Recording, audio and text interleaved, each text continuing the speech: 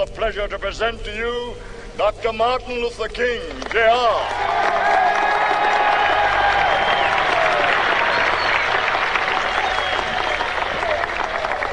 I am happy to join with you today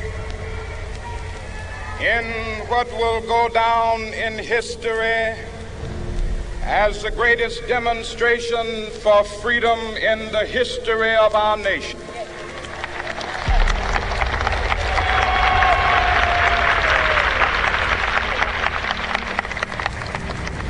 Five score years ago,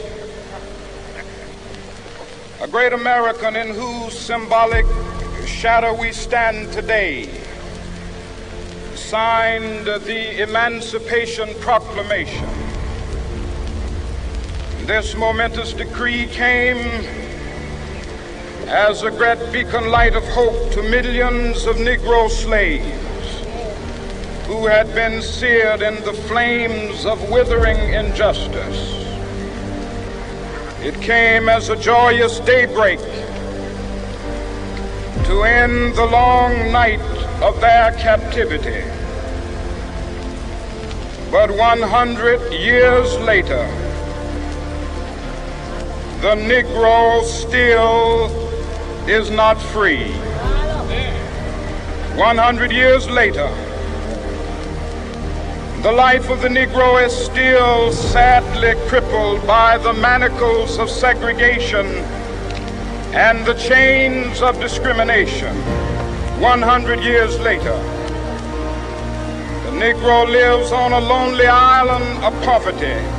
I have a dream that one day this nation will rise up, live out the true meaning of its creed. We hold these truths to be self-evident, that all men are created equal.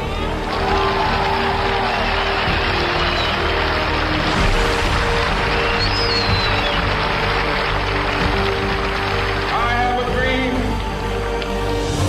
that one day on the red hills of Georgia, sons of former slaves and the sons of former slave owners will they be able to sit down together at the table of brotherhood. I have a dream that one day, even the state of Mississippi, a state sweltering with the heat of injustice, sweltering with the heat of oppression, will be transformed into an oasis of freedom and justice. I have a dream. My four little children will one day live in a nation where they will not be judged by the color of their skin, but by the content of their character. I have a dream.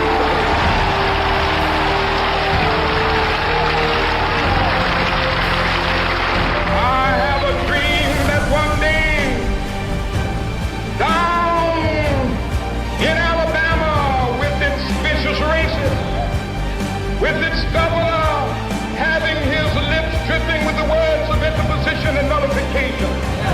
One day right there in Alabama, little black boys and black girls will be able to join hands with little white boys and white girls as sisters and brothers. I have a dream today.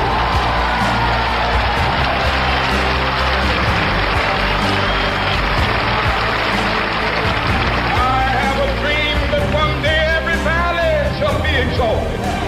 Every hill and mountain shall be made low, the rough places will be made plain, and the crooked places will be made straight, and the glory of the Lord shall be revealed, and all flesh shall see it together. This is our hope. This is a faith that I go back to the South with. With this faith, we will be able to hew out of the mountain of despair a stone of hope. With this faith, we will be able to transform the jangling discords of our nation into a beautiful symphony of brotherhood. With this faith, we will be able to work together, to pray together, to struggle together, to go to jail together, to stand up for freedom together, knowing that we will be free one day.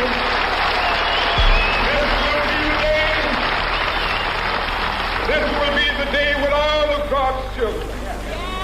be able to sing with new meaning, my country, tears of thee.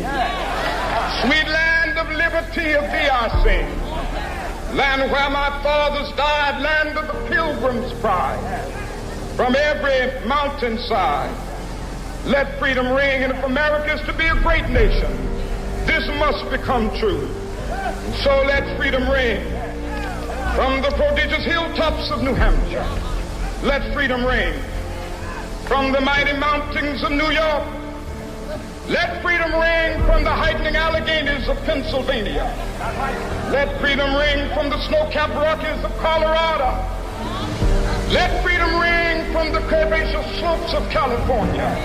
But not only that, let freedom ring from Stone Mountain of Georgia. Let freedom ring from Lookout Mountain of Tennessee. Let freedom ring from every hill and molehill of Mississippi, from every mountainside. Let freedom ring, and when we allow freedom ring, when we let it ring from every village and every hamlet, from every state and every city, we will be able to speed up that day when all of God's children, black men and white men, Jews and Gentiles, Protestants and Catholics, will be able to join hands and sing in the words of the old Negro spiritual, free at last, free at last.